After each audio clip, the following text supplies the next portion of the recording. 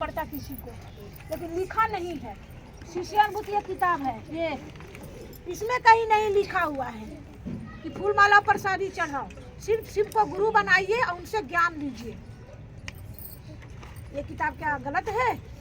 साहब भैया ने निकाला है, उनकी अनुभूति इसमें लिखा हुआ। शिष्य अनुभूति, एक शिष्य की अनुभूति है, अच्छी चीज को महसूस किए हैं साहब भैया ने, वही पूरा ये किताब लिखे। हम लोग बोलने वाले बोलेंगे कि भाई दीदी आ जाओ बैठ जाओ, पत्ता नहीं है, कोई जड़ी बूटी नहीं है कि हम पीसेंगे घोटेंगे एक चम्मच सबको पिला देंगे, वो नहीं है यहाँ पर। वो रहता तो वो भी हम कर देते, लेकिन वो नहीं है। आप लोग को आना चाहिए विकास नगर से, ये बुधवार को, शुक्रवार को और गांधी चौक। आप लोग का हम रोज स्कूटी लेके जाते हैं राधे कृष्ण के मंदिर के पास, रोज जाते हैं, सुबह सुबह लौट के आ जाते हैं। बता देना, मैं बैठ के आ जाऊंगी। उस समय थोड़ी जाते हैं, हम तो सुबह जाते हैं चलाने के लिए। अच्छा, सुबह जाते हैं, प्रणाम करते हैं, फिर वहाँ से लौट के आते हैं। तो वहाँ से कितना दूर गांधी चौक है बताइए तो आप लोग के पास से जो नहीं आते हैं। देखिए इसमें लिखा हुआ है भजनों का समावेश, जो बहुत ज्यादा जो भजन करते हैं, बहुत ज्यादा चर्चा 2 और भजन 5, 6, 8 करते हैं ना, उनके लिए लिखा हुआ साहब यानी लिखे हैं भजनों का समावेश शिव गुरु चर्चा के समय को कम कर देता है। अब 4 को भजन करिएगा तो कम हुआ ना, समय कम हो गया, चर्चा नहीं हो पाया।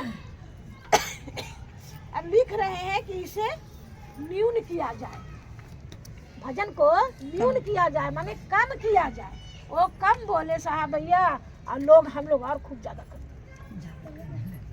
तो अब की बार बोले हैं कि बंद किया जाए, जाने शरीर छोड़ने से पहले बोले हैं कि भजन को बंद किया जाए। क्यों बोले?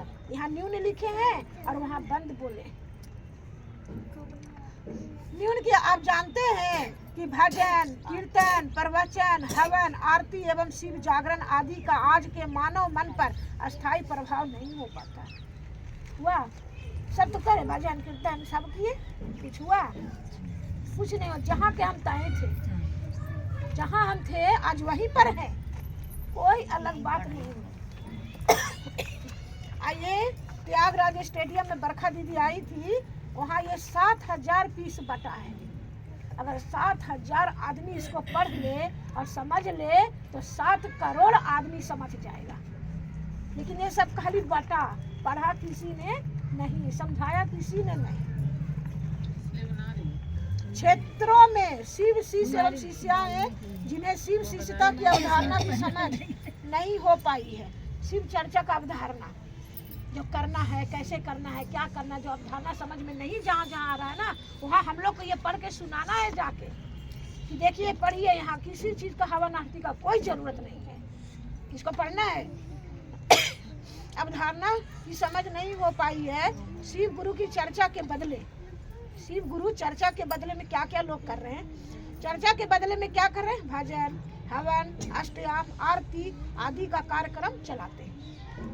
सब लिखा हुआ है ना दीदी।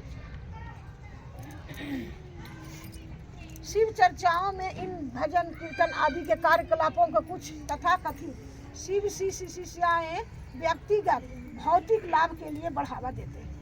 चढ़ाओ, ये चढ़ाओ, वो चढ़ाओ, वो चढ़ाओ, सब मेरा होगा।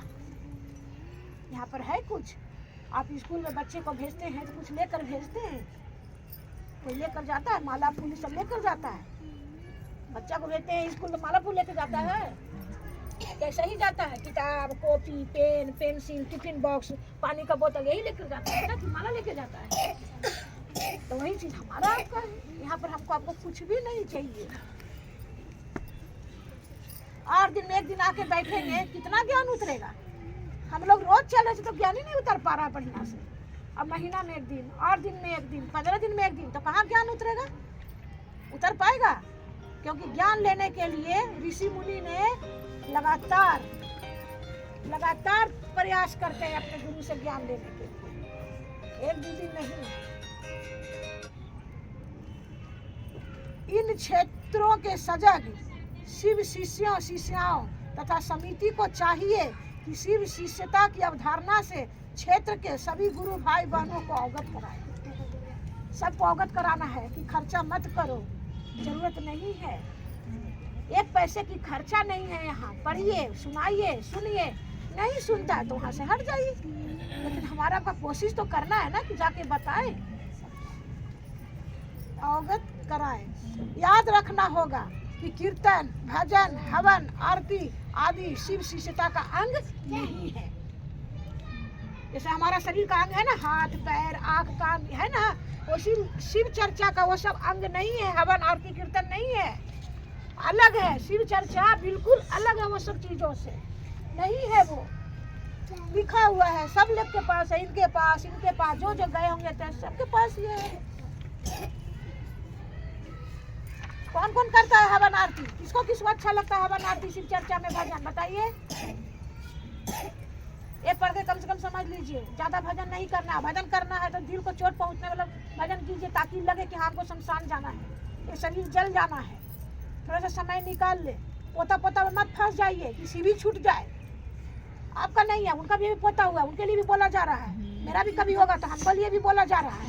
हम तो नहीं मानेंगे, मेरा मानना नहीं है। सबसे ऊपर मेरा एक नंबर में शिव है, लाख घर में काम है, उससे क्या हुआ? 2 घंटा मेरा अपना नहीं है, है ना? 2 घंटा मेरा अपना। पोता हो पोती हो, बहू को बोलिए 2 घंटा संभाल बेटा, हमारे 2 घंटे में कैसे नहीं बहू मानेगी। लेकिन हमरे मन में ना आए, पोतवा खिलेंगे रहेंगे। हमरे मन में ना माने। ये बात सही है, सही है। काहे ऐसे करते हैं? ये बात अपनी मन नहीं मानता। काहे नहीं मानता है? शिव से जब बड़ा हो गया पोता आपका? नहीं, शिव से बड़ा कोई पोता नहीं। कौन दिया? वही दिए जिसको हैं, डुला रहे खिला रहे हैं, जिसका मन उतावला हो रहा है, उसके लिए कौन दिया है? गुरुजी ने दिए हैं। तो गुरुजी की बात नहीं मानिएगा आप? मानेंगे। सबके लिए बोला जा रहा है, खाली इन्हीं को नहीं बोल रहे हैं, खाली इनका तरफ चेहरा इसीलिए सबके लिए बोला जा रहा है। पोता किसने दिया? पति किसने दिया? घर किसने दिया? शरीर किसने दिया? और जो सब कुछ दिया उसी को हम भूल गए। पकड़ेगा दिन ऐसा ना कि भी छोड़ेगा नहीं आप लोगों। इसीलिए थोड़ा सा ज्ञान लीजिए गुरु से, समझदारी में आइए, थोड़ा अपना सुधार करिए, समझे? यहाँ ये नहीं कि 3-3 4-4 घंटा